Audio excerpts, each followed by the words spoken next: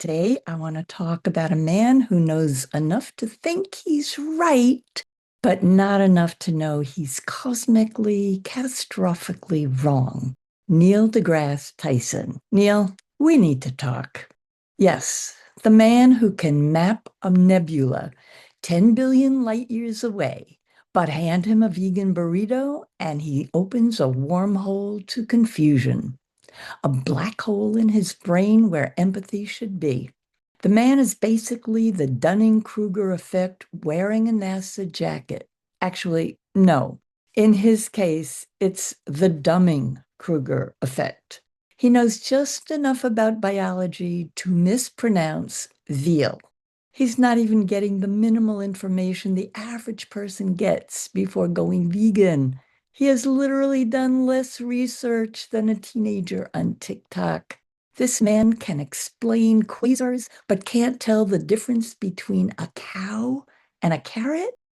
A carrot. According to Neil, the carrot is the victim now. The carrot is filing reports. The carrot needs witness protection. Meanwhile, the cow? Oh, she's fine. She's lying in a meadow somewhere, signing up for a Florida retirement community, a five-star veal spa for her baby boy. Very relaxing. Neil says vegans shouldn't talk about ethics because their homes are made out of trees. Yes. The old, you live in a house, therefore slaughtering cows is fine. Classic astrophysics, folks. Direct from Harvard. This is a man who looks at deforestation, 80% or more caused by animal agriculture, and says, well, that's the vegans' fault. Sir, may I buy you a calculator or at least a crayon? Something to help with numbers on Earth? Because, Neil, I hate to break it to you, you study outer space for a living, but when it comes to veganism, you are still in outer space. The man is orbiting Jupiter while he's trying to lecture vegans about carrots. Come back down to Earth, sweetheart. There's a cow in the room. And Tyson, he can't even see her. He's got his big white bib tucked into his shirt, knife and fork in hand, ready to cut into a nice big mistake. He doesn't realize the limits of his domain. He's swinging wildly, blinders on, showing off his ignorance like the emperor's new clothes. And we all see he doesn't know his ass from his elbow. Honestly, I don't think he knows his elbow from an elephant or an elephant from a head of lettuce. This is the only astrophysicist in the world who needs Google to spell sentience. And then we get the mouse argument. He says, releasing a mouse outside is worse than killing cows for food because, wait for it, the mouse might get eaten. Let me get this straight. If you release a mouse, you're basically Ted Bundy. Your murder weapon, a humane mousetrap. Your crime, allowing a mouse to live in nature where mice live. By Neil's logic, murderers are fine because somewhere, someone evicted a homeless man from their basement.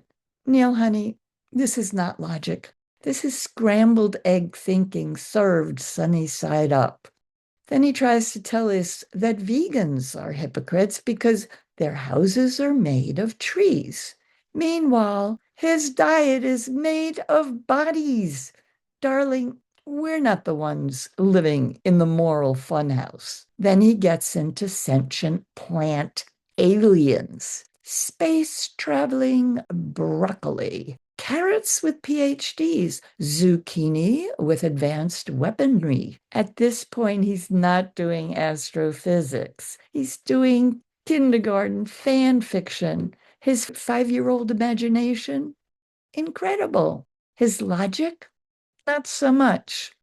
He imagines aliens landing on Earth and seeing vegans as monsters because vegans, wait for it, eat baby spinach? We're apparently committing infanticide at Whole Foods.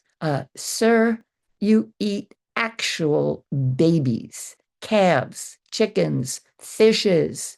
Don't talk to me about the baby carrot. It never had a mother.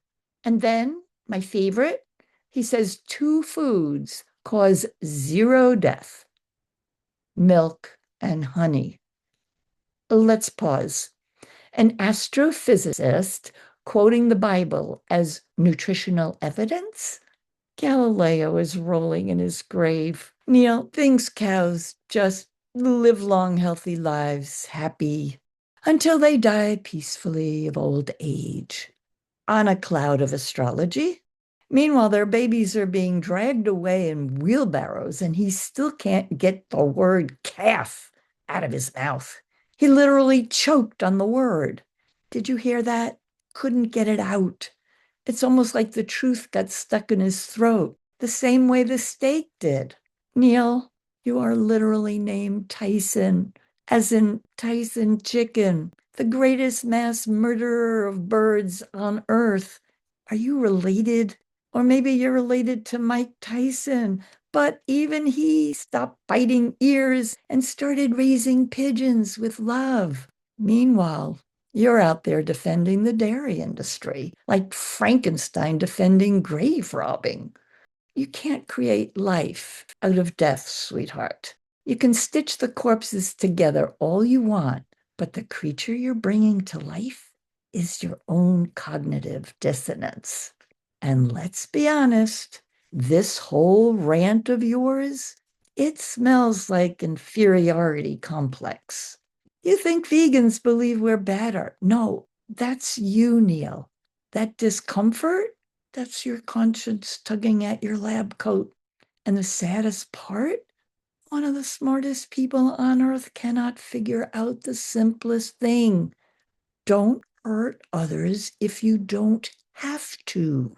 You don't need a telescope, a microscope, or a space probe to see that.